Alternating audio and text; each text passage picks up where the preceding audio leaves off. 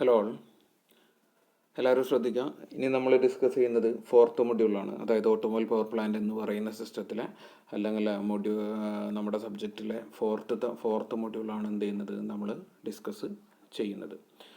So fourth മൊഡ്യൂളിൽ discuss ചെയ്യുന്നത്, ഇപ്പോൾ കഴിഞ്ഞ 3 മൊഡ്യൂളുകളിലായിട്ട് നമ്മൾ പഠിച്ചത് ബേസിക് എൻജിൻ്റെ കൺസെപ്റ്റ്, അതുപോലെ തന്നെ പെട്രോൾ ഫ്യൂൽ സിസ്റ്റം ആൻഡ് അതുപോലെ തന്നെ ഡീസൽ ഫ്യൂൽ സിസ്റ്റം. ഇനി നമ്മൾ പറയുന്നത് ഒരു എൻജിൻ വർക്ക് ചെയ്യാൻ ആവശ്യമായിട്ടുള്ള അഡീഷണൽ കുറച്ച് സിസ്റ്റത്തെ കുറിച്ചിട്ടാണ്. അതായത് ഏറ്റവും ഇമ്പോർട്ടൻ്റ് ആണ് ലൂബ്രിക്കേഷൻ സിസ്റ്റം ആൻഡ് കൂളിംഗ് സിസ്റ്റമാണ് വരുന്നത്. Lubrication system and cooling system. അതിൽ തന്നെ ഫസ്റ്റത്തെ വരുന്നത് ലൂബ്രിക്കേഷൻ സിസ്റ്റം ആണ് അല്ലേ. അപ്പോൾ നമുക്കറിയാം എന്തിനാണ് ലൂബ്രിക്കേഷൻ ഉപയോഗിക്കുന്നത്, എങ്ങനെയാണ് ലൂബ്രിക്കേഷൻ ഉപയോഗിക്കുന്നത്, എന്തൊക്കെയാണ് ലൂബ്രിക്കേഷൻ സിസ്റ്റത്തിൻ്റെ ഫങ്ഷൻസ് എന്നുള്ളതൊക്കെ നമുക്ക് കൃത്യമായിട്ട് അറിയാം. അപ്പോൾ ലൂബ്രിക്കേഷൻ സിസ്റ്റത്തിൻ്റെ ഫങ്ഷൻ എന്ന് പറഞ്ഞാൽ മെയ്റ്റിംഗ് പാർട്ടുകൾ തമ്മിൽ, അതായത് നമുക്കറിയാം എൻജിൻ എന്ന് പറയുന്നത് ഒരു പ്യൂർലി മെക്കാനിക്കൽ സ്ട്രക്ചറുള്ള എലമെൻ്റാണ്. അതായത് ഫുള്ള് ഹെവി മെറ്റീരിയൽസ് ഉപയോഗിച്ചിട്ട്, മെറ്റൽ മെറ്റീരിയൽസ് ഉപയോഗിച്ചിട്ടാണ് എന്ത് ചെയ്യുന്നത്, മാനുഫാക്ചർ ചെയ്യുന്നത്. അതുകൊണ്ട് തന്നെ എൻജിൻ്റെ ഓരോ ഭാഗങ്ങളും തമ്മിൽ കോണ്ടാക്റ്റ് വരുന്ന ഭാഗങ്ങൾ അല്ലെങ്കിൽ കറങ്ങുന്ന, അപ്പോൾ ഷാഫ്റ്റ് ആയാലും അതിൻ്റെ കേസിംഗ് ആയാലും എന്ത് തന്നെയായാലും പിസ്റ്റൺ ആയാലും സിലിണ്ടർ ആയാലും മെറ്റൽ ടു മെറ്റൽ കോണ്ടാക്റ്റ് ആണ് എന്ത് വരുന്നത്, എല്ലാ കണക്ഷൻസിലും എല്ലാ ജോയിൻസിലും മെറ്റൽ ടു മെറ്റൽ കോണ്ടാക്റ്റ് ആണ് വരുന്നത്. അപ്പോൾ അത്തരത്തിൽ വരുന്ന സമയത്ത് മെറ്റൽ ടു മെറ്റൽ കോണ്ടാക്റ്റ് വരുന്ന സമയത്ത് അവിടെ ഒരു ഹൈ ടെമ്പറേച്ചർ ഡെവലപ്പ് ചെയ്യുകയും അതുപോലെ തന്നെ അവിടെ തേയ്മാനം സംഭവിക്കുകയും, ഇപ്പോൾ നമുക്കറിയാം 2 ഹെവി മെറ്റൽസ് അല്ലെങ്കിൽ 2 ഹാർഡായിട്ടുള്ള മെറ്റൽസ് തമ്മിൽ കൂട്ടി ഉരച്ച് കഴിഞ്ഞാൽ അവിടെ എന്താ സംഭവിക്കാം, തേയ്മാനം വരുമല്ലോ, വിയർ ആൻഡ് ടിയർ സംഭവിക്കും. അപ്പോൾ ഈ തേയ്മാനം സംഭവിക്കുന്നത് ഒഴിവാക്കാൻ വേണ്ടിയിട്ടും അതുപോലെ തന്നെ സ്മൂത്ത് ആയിട്ടുള്ള വർക്കിങ്ങിന് വേണ്ടിയിട്ടുമാണ് എന്ത് ഉപയോഗിക്കുന്നത്, നമ്മൾ ലൂബ്രിക്കേഷൻ ഉപയോഗിക്കുന്നത്. ഏറ്റവും ബേസിക് ആയിട്ട് നമ്മൾ പറയുന്നത് ലൂബ്രിക്കേറ്റിംഗ് ഓയിൽസ് വെച്ചിട്ടുള്ള ലൂബ്രിക്കേഷൻ പ്രോസസ്സ് തന്നെയാണ് ഇന്ന് ഓട്ടോമൊബൈൽസിൽ ഏറ്റവും വൈഡായിട്ട് എന്ത് ചെയ്യുന്നത്, നമ്മൾ യൂസ് ചെയ്തുകൊണ്ടിരിക്കുന്നത്. അപ്പോൾ അത്തരത്തിൽ വരുന്ന ലൂബ്രിക്കേഷൻ സിസ്റ്റം ഏതൊക്കെയാണെന്ന് പറയുന്നതിൻ്റെ മുന്നേ തന്നെ ഈ ലൂബ്രിക്കേഷൻ പർപ്പസിന് വേണ്ടിയിട്ട് അല്ലെങ്കിൽ ലൂബ്രിക്കേഷൻ പർപ്പസിന് വേണ്ടിയിട്ട് ഒരു ഓയിൽ നമ്മൾ യൂസ് ചെയ്യുകയാണെങ്കിൽ ശ്രദ്ധിക്കുക, ഏതെങ്കിലും തരത്തിലുള്ള ലിക്വിഡ് നമ്മൾ യൂസ് ചെയ്യുകയാണെങ്കിൽ ആ ലിക്വിഡിന് സെർട്ടൈൻ പ്രോപ്പർട്ടീസ് നിർബന്ധം. ഇപ്പോൾ ഏതെങ്കിലും ഒരു ഓയിലോ അല്ലെങ്കിൽ ഏതെങ്കിലും ഇപ്പോൾ ഒരു പ്യൂർ വാട്ടറോ അല്ലെങ്കിൽ ഏതെങ്കിലും ടൈപ്പ് ഓഫ് ഓയിൽ എന്ത് ചെയ്യാൻ പറ്റില്ല, ലൂബ്രിക്കൻ്റ് ഓയിലായിട്ട് അല്ലെങ്കിൽ ലൂബ്രിക്കേറ്റിംഗ് ഓയിലായിട്ട് യൂസ് ചെയ്യാൻ പറ്റില്ല. അപ്പോൾ അത്തരത്തിൽ വരുന്ന സമയത്ത് ഒരു ലൂബ്രിക്കൻ്റ് സെലക്ട് ചെയ്യണമെങ്കിൽ അതിനാവശ്യമായിട്ടുള്ള ചില ക്വാളിറ്റീസ് അല്ലെങ്കിൽ പ്രോപ്പർട്ടീസ് ഉണ്ടെന്ന് നമുക്ക് പറയാം. ആ ഒരു പ്രോപ്പർട്ടീസാണ് എന്ത് പറയുന്നത്, പ്രോപ്പർട്ടീസ് ഓഫ് ലൂബ്രിക്കേറ്റിംഗ് ഓയിൽ എന്ന് പറഞ്ഞിട്ട് ഇവിടെ കുറച്ച് ലിസ്റ്റ് ചെയ്തിട്ടുള്ളത്. പ്രീവിയസ്ലി റിപ്പീറ്റഡ് ആയിട്ട് ചോദിച്ചുകൊണ്ടിരിക്കുന്ന ക്വസ്റ്റ്യൻ ആണ് നിങ്ങളുടെ പബ്ലിക് എക്സാമിന്.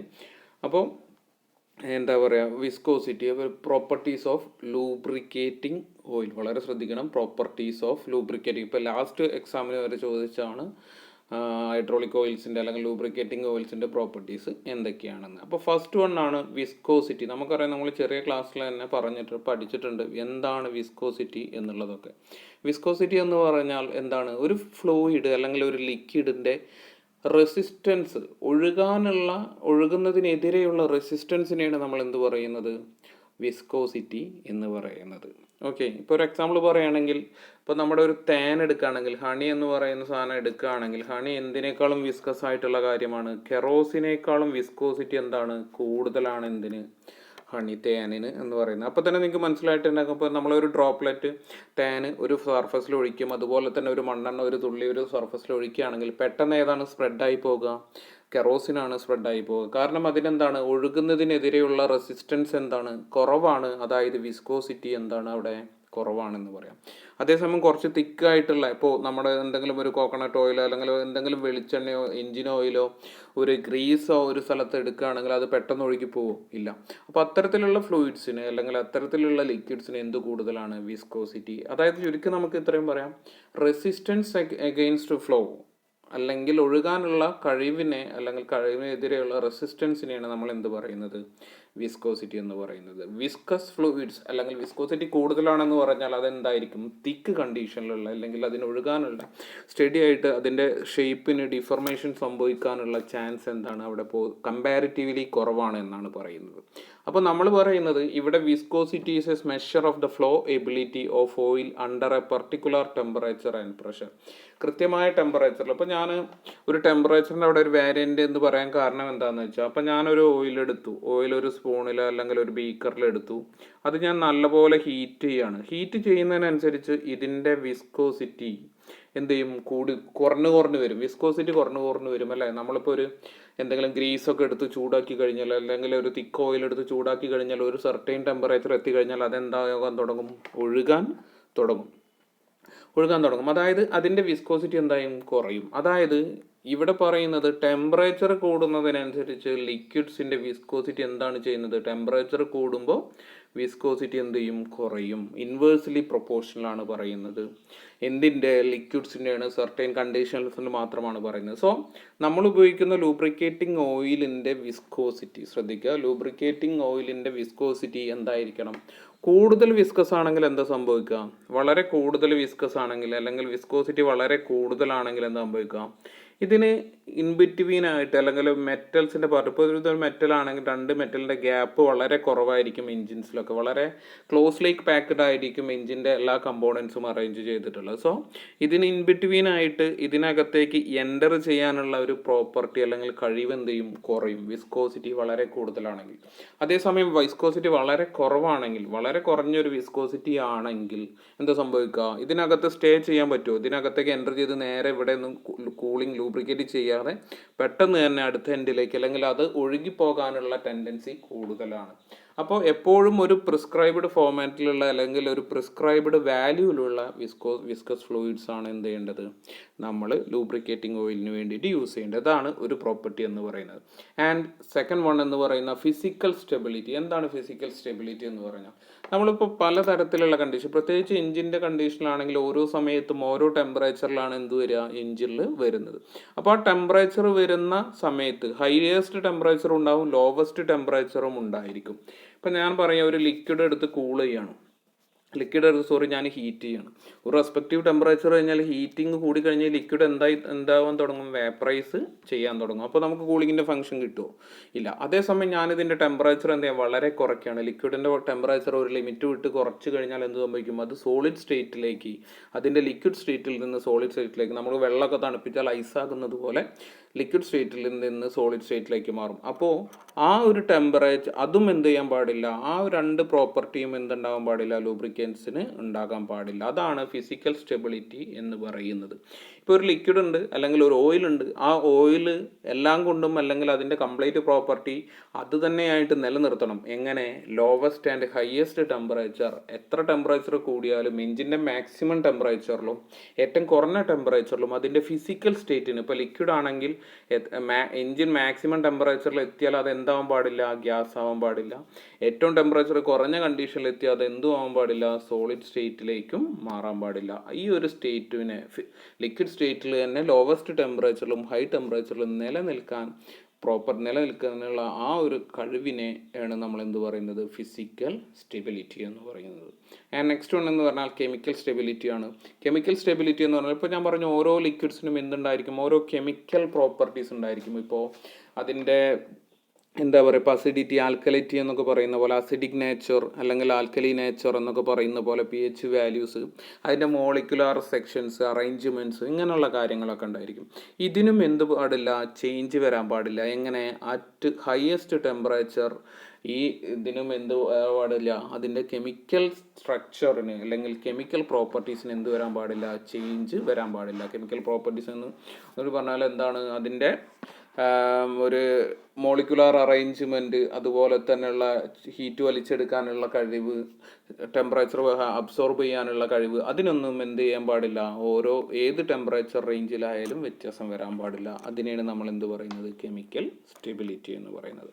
And resistance against corrosion. ശ്രദ്ധിക്കുക, നമ്മൾ ഇപ്പോൾ വെള്ളം, അതുപോലെ തന്നെ ഞാൻ രണ്ട് ലിക്വിഡ് എടുക്കുകയാണ്, ഒരു വാട്ടറും എടുത്ത്, അതുപോലെ തന്നെ ഞാനൊരു കെറോസിൻ എടുത്തു. വാട്ടറും അല്ലെങ്കിൽ കെറോസിൻ വേണ്ട, അല്ലെങ്കിൽ ഡീസൽ എടുത്ത്, നമുക്ക് പരിചിതമായിട്ടുള്ള ഡീസലും എടുത്ത്. ഏതാണ് പെട്ടെന്ന് റസ്റ്റ് പിടിക്കുക, അല്ലെങ്കിൽ ഒരു വെള്ളം ഒരു മെറ്റലായി കഴിഞ്ഞാൽ, ഡീസൽ മെറ്റലായി കഴിഞ്ഞാൽ ഏറ്റവും പെട്ടെന്ന് റസ്റ്റ് ആകും, അവിടെ തുരുമ്പ് വരിക വാട്ടർ ആയി കഴിഞ്ഞാൽ അല്ലേ. അതായത് കൊറോഷൻ റെസിസ്റ്റൻസ് എന്ന് പറയുന്നത് എന്തിന് കുറവാണ്, വാട്ടറിന് കുറവാണ്, എന്തിനേക്കാളും, ഡീസലിനേക്കാളും കൊറോഷൻ റെസിസ്റ്റൻസ് വാട്ടറിന് കുറവാണെന്നാണ് പറയുന്നത്. അപ്പോൾ ലൂബ്രിക്കൻ്റ് എപ്പോഴും എന്തായിരിക്കണം, resistance against corrosion resistance against corrosion ആയിരിക്കും. കാരണം ഇതെന്താണ്, ലൂബ്രിക്കൻ്റ് ഓയിൽ മെറ്റൽസുമായിട്ട് വളരെ ക്ലോസ്ലി കോണ്ടാക്ട് വരുന്നതാണ്. സോ ഇതിന് കൊറോഷൻ റെസിസ്റ്റൻസ് കുറവാണെങ്കിൽ ഈ ലൂബ്രിക്കൻ്റ് ഓയിൽ ടച്ച് ചെയ്യുന്ന ഭാഗത്തൊക്കെ എന്ത് വരാൻ തുടങ്ങും, ഈ തുരുമ്പ് വരാൻ തുടങ്ങും. അതിനെയാണ് നമ്മൾ എന്ത് പറയുന്നത്, resistance against corrosion. And next ആണ് പോർ പോയിന്റ്. നോക്കുക, the minimum temperature at which oil will pour is cold. എന്താണ് പോർ ടെമ്പറേച്ചർ എന്ന് പറഞ്ഞാൽ? എന്താണ് പോർ ടെമ്പറേച്ചർ? ഒഴുകാൻ തുടങ്ങുന്നത്. അതായത് ഇപ്പം ഞാനൊരു ലിക്വിഡ്, ഒരു സർഫസ് ഉണ്ട്, ആ സർഫസിൽ ഒരു ലിക്വിഡ് ഡ്രോപ്പ്ലെറ്റ് ഉണ്ട്. ഇവിടെ നിന്ന് ഹീറ്റ് ചെയ്യുകയാണ്, ടെമ്പറേച്ചർ എന്ത് ചെയ്യാണ്, കൂട്ടി വരികയാണ്. അപ്പോൾ ഈ ടെമ്പറേച്ചർ കൂട്ടുന്ന സമയത്ത് ഇത് ഇനീഷ്യൽ കണ്ടീഷനിൽ ഒരു സ്ലോപ്പാണ്. നോർമലി വെള്ളമൊക്കെ ആണെങ്കിൽ എങ്ങോട്ട് ഒഴുകി പോരണം, താഴത്തേക്ക് ഒഴുകി പോരണം. ഇവിടെ ഒരു വിസ്കസ് ഫ്ലൂയിഡ് ആയത് കാരണം, വിസ്കോസിറ്റി താരതമ്യേന കൂടിയ ഒരു ഫ്ലൂയിഡ് ആയത് കാരണമാണ് എന്ത് ചെയ്യാത്തത്, അല്ലെങ്കിൽ ലിക്വിഡ് ആയത് കാരണമാണ് ഇത് എന്ത് ചെയ്യാത്തത്, ഈ സർഫസിൽ ഇത് സ്റ്റിക്കായി നിൽക്കുന്നത്.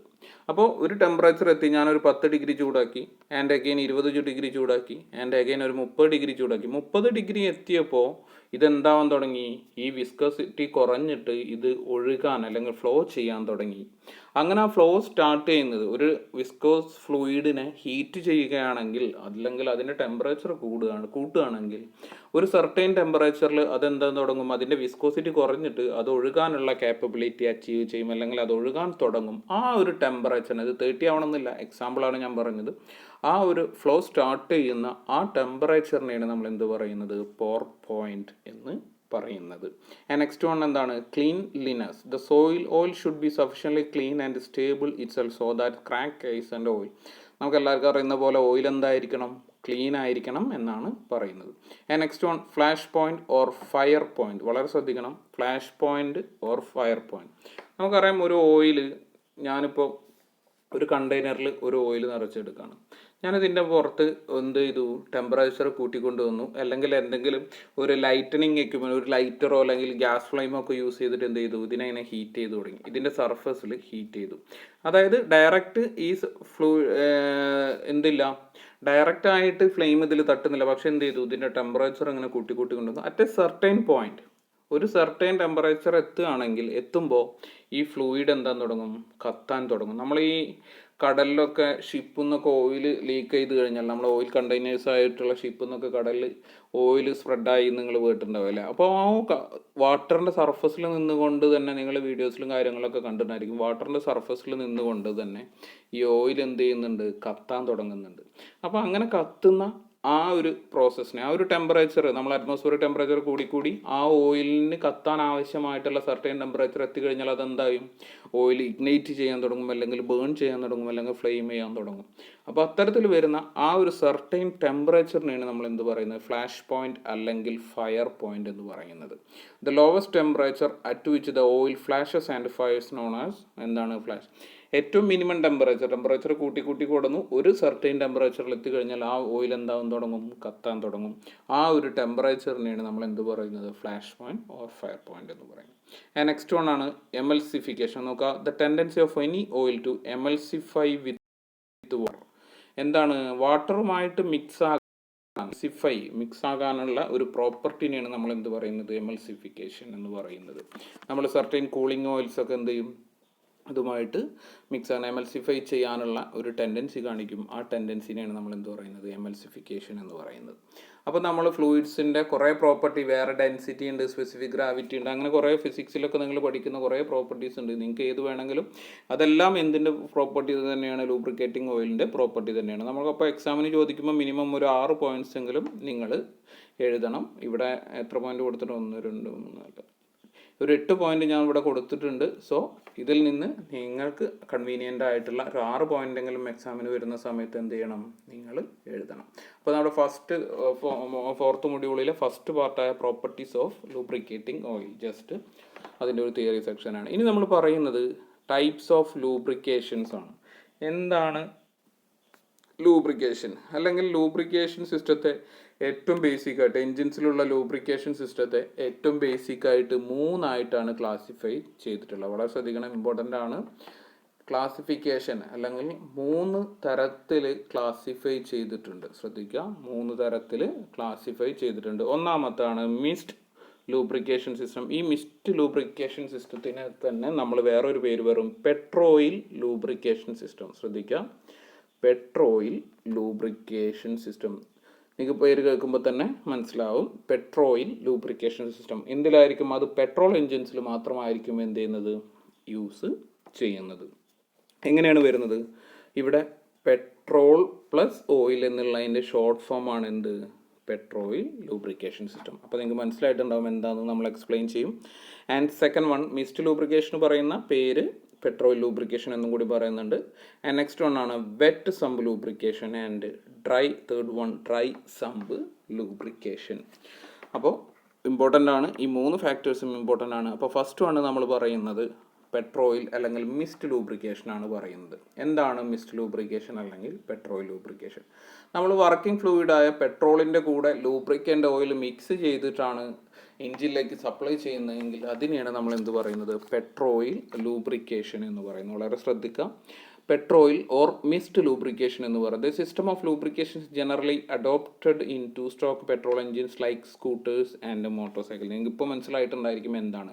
നമ്മളെ 2-stroke ബൈക്കുകളിലൊക്കെ കാണാം, നമ്മൾ പെട്രോൾ ഫില്ല് ചെയ്യുന്ന സമയത്ത് അല്ലെങ്കിൽ പെട്രോൾ അടിക്കുന്ന സമയത്ത് എന്ത് ചെയ്യുന്നുണ്ട്, അതിലേക്ക് സർട്ടൈൻ എമൗണ്ട് ഓഫ് ഓയിൽ അല്ല എഞ്ചിൻ ഓയിലും കൂടി അതിൻ്റെ ഉള്ളിൽ മിക്സ് ചെയ്യുന്നുണ്ട്, പ്രത്യേകിച്ച് ഈ RX100 അങ്ങനെയുള്ള 2-stroke വെഹിക്കിൾസിനൊക്കെ. ഓക്കെ, അപ്പോൾ അത്തരത്തിൽ വരുന്ന സമയത്ത് ഈ ലൂബ്രിക്കേഷൻ എങ്ങനെയാണ് വർക്ക് ചെയ്യുന്നത് വെച്ചാൽ മിക്സ് ചെയ്തിട്ട് എന്ത് ചെയ്യും, ഓയിലും അതുപോലെ തന്നെ വർക്കിംഗ് ഫ്ലൂയിഡായ പെട്രോളും കൂടി മിക്സ് ചെയ്തിട്ട് നമ്മൾ എഞ്ചിൻ സമ്പിലേക്ക് ഡിസ്ട്രിബ്യൂട്ട് ചെയ്യും. ഈ പെട്രോൾ കത്തുന്ന സമയത്ത് ഈ ഓയിൽ എന്ത് ചെയ്യില്ല, പെട്രോളിൻ്റെ കൂടെ ബേൺ ചെയ്യില്ല. കാരണം ഓയിലിൻ്റെ ലൂബ്രിക്കേഷൻ ഓയിലിൻ്റെ നമ്മൾ നേരത്തെ പറഞ്ഞ ഫ്ലാഷ് പോയിന്റും ഫയർ പോയിന്റും ഒക്കെ പെട്രോളിൽ നിന്ന് എന്താണ് ഡിഫറെൻ്റ് ആണ്. പകരം ഈ ഓയിൽ എന്ത് ചെയ്യും, വാപ്പറൈസ് ചെയ്യുകയാണ് ചെയ്യുന്നത്. അതായത് നമ്മുടെ വേപ്പർ നീരാവി പോലുള്ള ഫോമിലായിട്ട് എഞ്ചിൻ്റെ എല്ലാ കമ്പോണൻസിലും പറ്റി പിടിക്കും. പെട്രോൾ കത്തും, ഓയിൽ എന്ത് ചെയ്യും, വേപ്പറൈസ് ചെയ്തിട്ട് എല്ലാ ഭാഗത്തേക്കും എഞ്ചിൻ്റെ എല്ലാ ഭാഗത്തും അതിൻ്റെ ഒരു വേപ്പർ, ഒരു വാട്ടർ കണ്ടൻറ്റ് അല്ലെങ്കിൽ ലൂബ്രിക്കൻ്റ് കണ്ടൻ്റായിട്ട് നമ്മൾ വർക്ക് ചെയ്യും. താരതമ്യേന എഫിഷ്യൻസി കുറഞ്ഞ മെത്തേഡാണിത്. വളരെ ലൈറ്റ് ആയിട്ടുള്ള എഞ്ചിൻസിലും 2-stroke എഞ്ചിൻസിലും മാത്രമാണ് എന്ത് ചെയ്യുന്നത്, ഇത് യൂസ് ചെയ്യുന്നത്.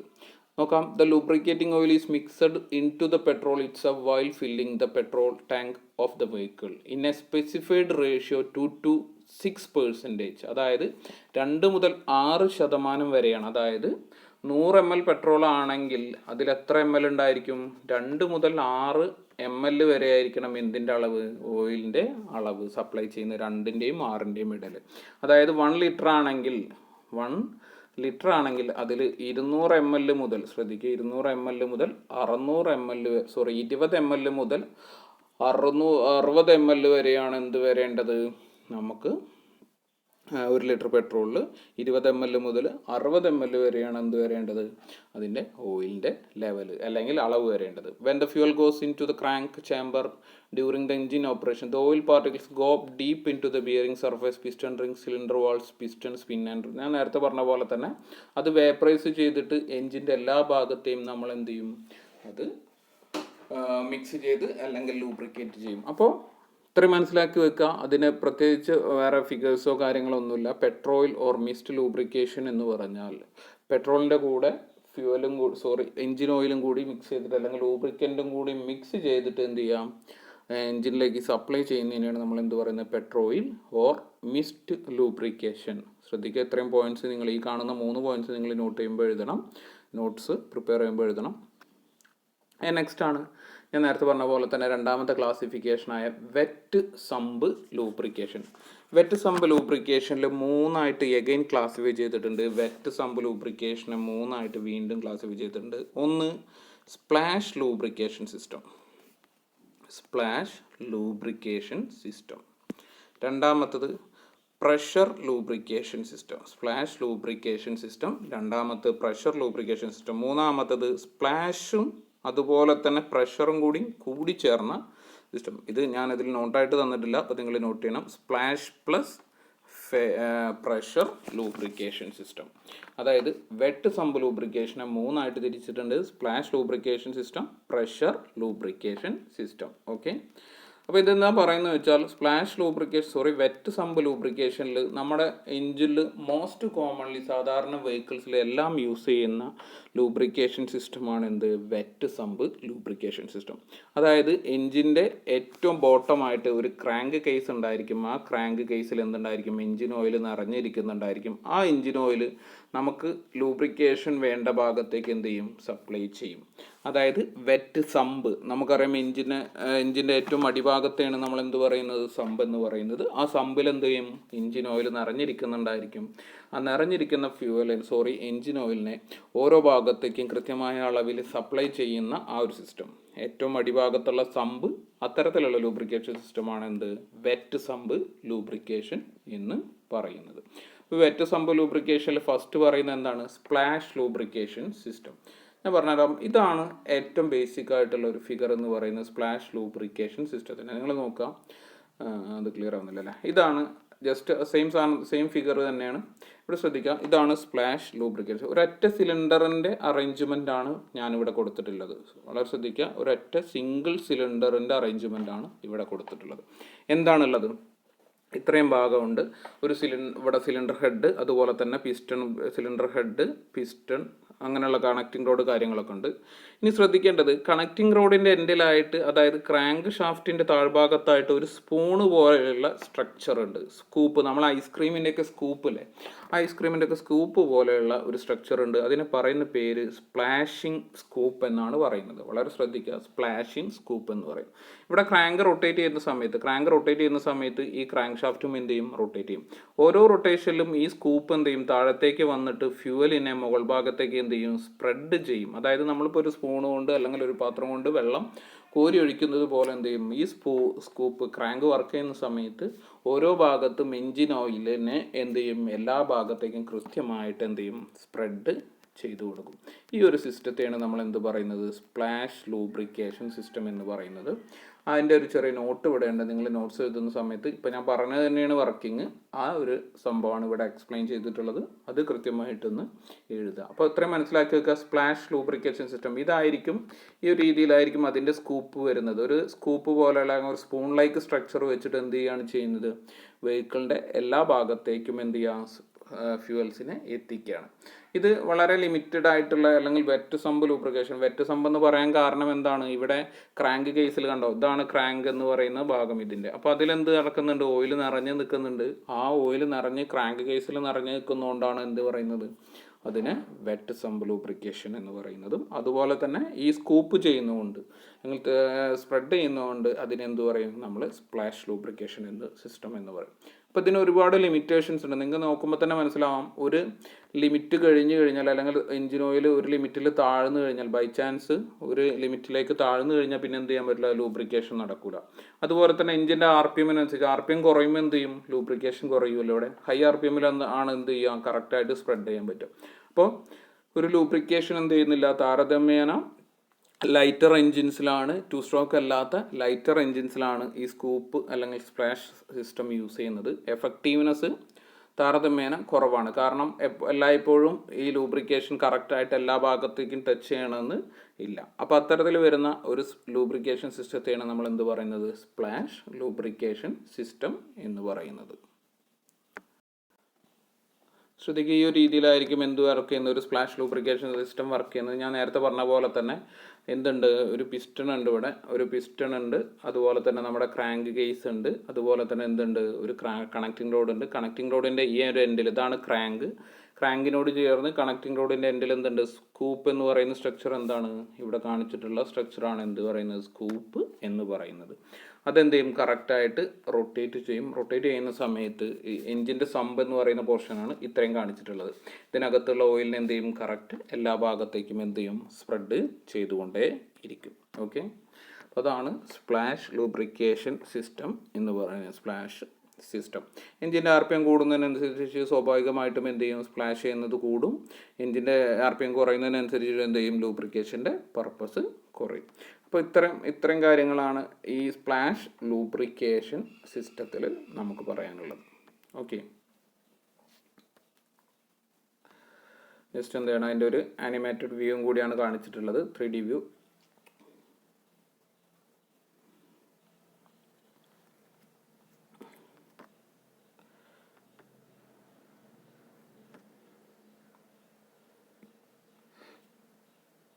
ഇത് കണ്ടോ, ആ ഒരു സ്കൂപ്പ് എന്ന് പറയുന്ന പോർഷൻ ഹൈ ആർ പി എമ്മിൽ വർക്ക് ചെയ്യുന്ന സമയത്ത് ഇവിടെ സ്കൂപ്പ് കൊടുത്തിട്ടുണ്ടായിരിക്കും. ആ സ്കൂപ്പ് എന്ത് ചെയ്യും, എഞ്ചിനിൽ കറക്റ്റായിട്ട് എല്ലാ ഭാഗത്തേക്കും ഓയിലിനെ ഇങ്ങനെ സ്പ്രെഡ് ചെയ്തുകൊണ്ടേ ഇരിക്കും.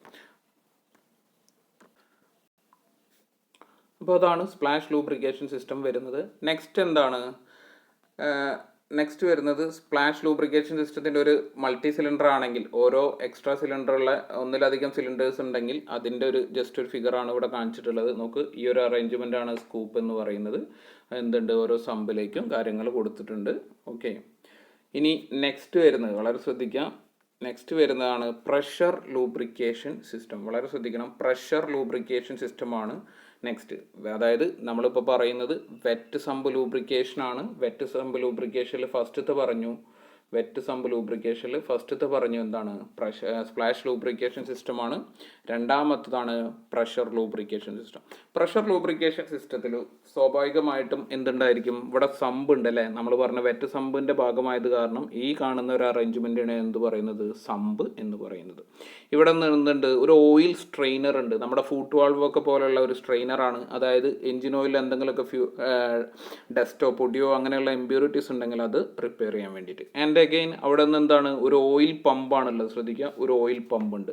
ഈ ഓയിൽ പമ്പ് എല്ലാ ഭാഗത്തേക്കും എന്താണ്, ഓരോ എഞ്ചിൻ്റെ ക്രാങ്ക് ഷാഫ്റ്റും മൾട്ടി സിലിണ്ടർ എഞ്ചിൻസിലാണ്, കുറച്ച് ഹെവിയറായ എഞ്ചിൻസിലാണ് ഇത് യൂസ് ചെയ്യുന്നത്.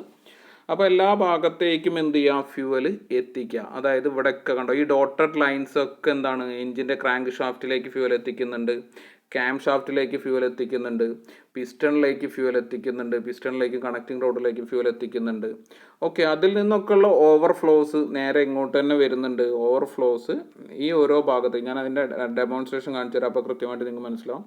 ഒരു പ്രഷർ പമ്പ് ഉപയോഗിച്ചിട്ട്, ഇവിടെ എന്താണ്, ഒരു ഓയിൽ പമ്പ് ഉപയോഗിച്ചിട്ടുണ്ട്. ഓയിൽ പമ്പ് ഉപയോഗിച്ചിട്ട് എഞ്ചിൻ്റെ എല്ലാ ഭാഗത്തേക്കും ലൂബ്രിക്കേഷൻ സിസ്റ്റം പ്രൊവൈഡ് ചെയ്യുകയാണെങ്കിൽ അതിനെയാണ് നമ്മൾ എന്ത് പറയുന്നത്, പ്രഷർ ലൂബ്രിക്കേഷൻ സിസ്റ്റം എന്ന് പറയുന്നത്. അപ്പോൾ നിങ്ങൾ നോട്ട്സ് എഴുതുന്ന സമയത്ത് പ്രഷർ ലൂബ്രിക്കേഷൻ സിസ്റ്റത്തിൻ്റെ ഫിഗർ ഇതാണ് വരയ്ക്കേണ്ടത്. ഓക്കെ, പ്രഷർ ലൂബ്രിക്കേഷൻ സിസ്റ്റം എന്ന് പറഞ്ഞിട്ടുള്ള സെക്ഷൻ. ഒരു അഡീഷണൽ ആയിട്ട് നമ്മൾ എന്താണ്, എഞ്ചിൻ ഓയിൽ സ്കൂപ്പ് ചെയ്യാതെ ഒരു പമ്പ് ഉപയോഗിച്ചിട്ട് എല്ലാ ഭാഗത്തേക്കും സപ്ലൈ ചെയ്യാം. എഞ്ചിൻ ഓയിൽസിനെ എല്ലാ ഭാഗത്തേക്കും, അല്ലെങ്കിൽ ലൂബ്രിക്കേറ്റിംഗ് ഓയിൽസിനെ എല്ലാ ഭാഗത്തേക്കും സപ്ലൈ ചെയ്യുന്നതിനാണ് നമ്മൾ എന്ത് പറയുന്നത്, പ്രഷർ ലൂബ്രിക്കേഷൻ സിസ്റ്റം എന്ന് പറയുന്നത്. ഓക്കെ, അതിൻ്റെ ഒരു ഡെമോൺസ്ട്രേഷൻ ഞാൻ കാണിച്ചു തരാം. ഓക്കെ, ശ്രദ്ധിക്കാം. ഇവിടെ ഇതാണ് ഒരു പ്രഷർ ലൂബ്രിക്കേഷൻ സിസ്റ്റത്തിൻ്റെ, അല്ലെങ്കിൽ ഒരു വെറ്റ് സമ്പ് ലൂബ്രിക്കേഷൻ സിസ്റ്റത്തിൻ്റെ ഭാഗമായിട്ടുള്ള ഒരു പ്രഷർ ലൂബ്രിക്കേഷൻ സിസ്റ്റത്തിൻ്റെ ബേസിക് കൺസെപ്റ്റ് എന്ന് പറയുന്നത്. ഇവിടെ എന്താ ഉള്ളത് നോക്കുക. ഇവിടെ എന്ത് കൊടുത്തിട്ടുണ്ട്, ഇനീഷ്യൽ കേസിൽ തന്നെ, ആദ്യത്തെ കേസിൽ തന്നെ എന്ത് കൊടുത്തിട്ടുണ്ട്, ഒരു ഓയിൽ സമ്പ് എന്ന് പറയുന്ന പോർഷൻ ഇവിടെ കൊടുത്തിട്ടുണ്ട്. ആൻഡ് നെക്സ്റ്റ് നമ്മൾ പറഞ്ഞ ഓയിൽ പമ്പാണ് ഇവിടെ കൊടുത്തിട്ടുള്ള. ഒരു ഗിയർ പമ്പ് പോലെയുള്ള വെഹിക്കിളാണ് എന്ത്, ഓയിൽ പമ്പ് എന്ന്. ഗിയർ പമ്പ് പറയുമ്പോൾ നമ്മൾ മണ്ണെണ്ണയൊക്കെ ലിഫ്റ്റ് ചെയ്യില്ലേ, നമ്മൾ റേഷൻ കടയിലൊക്കെ ലിഫ്റ്റ് ചെയ്യുന്ന ആ ഗിയർ റൊട്ടേറ്റ് ചെയ്യുമ്പോൾ മുകൾ ഭാഗത്തേക്ക് ഫ്യൂവൽ എത്തുന്ന, അല്ലെങ്കിൽ ഓയിൽ എത്തുന്ന. അതുപോലെ തന്നെ ഓയിൽ കൂളർ എന്ന് പറയുന്ന ഒരു സെക്ഷൻ ഉണ്ട്. അതുപോലെ തന്നെ എന്തുണ്ട്, ഓയിൽ ഫിൽറ്റർ ഉണ്ട്. ഇനി ഈ ഓയിൽ കൂളർ എന്തിനാണ് ഉപയോഗിക്കുന്നത്, നമുക്കറിയാം. എഞ്ചിനൊക്കെ ഈ ഇപ്പോൾ സപ്പോസ് ഇത് ടാങ്കാണ്, ഇവിടെ നിന്നൊക്കെ ഈ പമ്പ് വഴി എന്ത് ചെയ്തു, ഫിൽറ്റർ വഴി അങ്ങോട്ട് പോയി എഞ്ചിനിലേക്ക് എത്തി. എഞ്ചിൻ്റെ വിവിധ ഭാഗത്തെ കൂടി ഇത് സർക്കുലേറ്റ് ചെയ്യുന്ന സമയത്ത് എന്താ സംഭവിക്കുന്നത്, എഞ്ചിനിലുള്ള ചൂടിനെ അല്ലെങ്കിൽ അതിൻ്റെ ടെമ്പറേച്ചറിനൊക്കെ എന്താണ് ചെയ്യുന്നത്, ഈ ലൂബ്രിക്കേഷൻ ഓയിൽ അബ്സോർബ് ചെയ്യുകയാണ് ചെയ്യുന്നത്. അപ്പോൾ ലൂബ്രിക്കേഷൻ ഓയിൽ അബ്സോർബ് ചെയ്ത് വീണ്ടും അത് സമ്പിലേക്ക് എത്തുന്നതിൻ്റെ മുന്നേ തന്നെ അതിനെ കൂൾ ചെയ്യാൻ വേണ്ടിയിട്ടാണ് ഇവിടെ എന്ത് ഉപയോഗിക്കുന്നത്, ഓയിൽ കൂളർ യൂസ് ചെയ്യുന്നത്. നമ്മളെ ഓയിൽ കൂളർ യൂസ് ചെയ്യുന്നത്. ഓക്കെ, നമ്മൾ റേഡിയേറ്ററിൻ്റെ ഒക്കെ ഭാഗം പോലെ വരുന്ന ഓയിൽ കൂളർ യൂസ് ചെയ്യുന്നത്. ഓക്കെ, ഇനി നമുക്ക് നോക്കാം എങ്ങനെയാണ് അതിൻ്റെ വർക്കിംഗ് എന്ന് പറഞ്ഞാൽ. എഞ്ചിൻ വർക്ക് ചെയ്യുന്ന സമയത്ത് ഇവിടെയാണ് ഏറ്റവും ബോട്ടം പോർഷനിലാണ് എന്തുള്ളത്, സമ്പ് എന്ന് പറയുന്ന സെക്ഷൻ ഉള്ളത്. ഓക്കെ, നോക്കാം. ഓയിൽ എന്ത് ചെയ്തു, നമ്മൾ എങ്ങോട്ടാണ് സപ്ലൈ ചെയ്യുന്നത്, എഞ്ചിൻ്റെ സമ്പിലേക്ക് സപ്ലൈ ചെയ്തു. ഇവിടെയാണ് ഞാൻ നേരത്തെ പറഞ്ഞ സ്ട്രെയിനർ എന്ന് പറയുന്ന ഭാഗമാണ് എന്ത്, ഇത് സ്ട്രെയിനർ. അതിനകത്തുകൂടെ എനിക്ക് ഫ്യൂവൽ എന്ത് ചെയ്യുക, സപ്ലൈ ചെയ്തെടുക്കുക. ഓക്കെ, സപ്ലൈ ചെയ്യുന്നത് എങ്ങോട്ടാണ്, ഇവിടെ പമ്പ് വർക്ക് ചെയ്യുന്നുണ്ട്. ഒരു ഗിയർ പമ്പാണ്, ഞാൻ പറഞ്ഞ പോലെ തന്നെ ഒരു റൊട്ടേറ്റിംഗ് എലമെൻറ്റ് വർക്ക് ചെയ്യുന്നുണ്ട്. ആ ഗിയർ പമ്പ് നേരെ ഇനീഷ്യൽ കണ്ടീഷനിൽ എങ്ങോട്ട് പോകും, നേരെ ഓയിൽ കൂളറിലേക്ക് പാർഷ്യലി എൻ്റർ ചെയ്തതിന് ശേഷം എന്ത് ചെയ്യും, നേരെ അതിലേക്ക് സപ്ലൈ ചെയ്യും. എങ്ങോട്ടാണ് ഫസ്റ്റ് പോകുന്നത്, അവിടെ ഓയിൽ ഫിൽട്ടർ വെച്ചിട്ടുണ്ട് അല്ലേ. ആ ഒരു ഓയിൽ ഫിൽട്ടറിലേക്ക് നമുക്കറിയാം ഓയിൽ ഫിൽട്ടർ ഉണ്ട് എല്ലാ എൻജിൻസിനും. ആ ഓയിൽ ഫിൽട്ടർ എന്ത് ചെയ്യും, ഈ എലമെൻറ്റ്സിൽ എന്തെങ്കിലും ഡസ്റ്റോ ഇമ്പ്യൂരിറ്റി പാർട്ടിക്കിളൊക്കെ ഉണ്ടെങ്കിൽ അതിനെ സപ്ലൈ ചെയ്തിട്ട് എന്ത് ചെയ്യും, മെറ്റാലിക് പാർട്ടിക്കിളൊക്കെ ഉണ്ടെങ്കിൽ അതിനെ സെപ്പറേറ്റ് ചെയ്തിട്ട് എങ്ങോട്ട് സപ്ലൈ ചെയ്യും, അതിൻ്റെ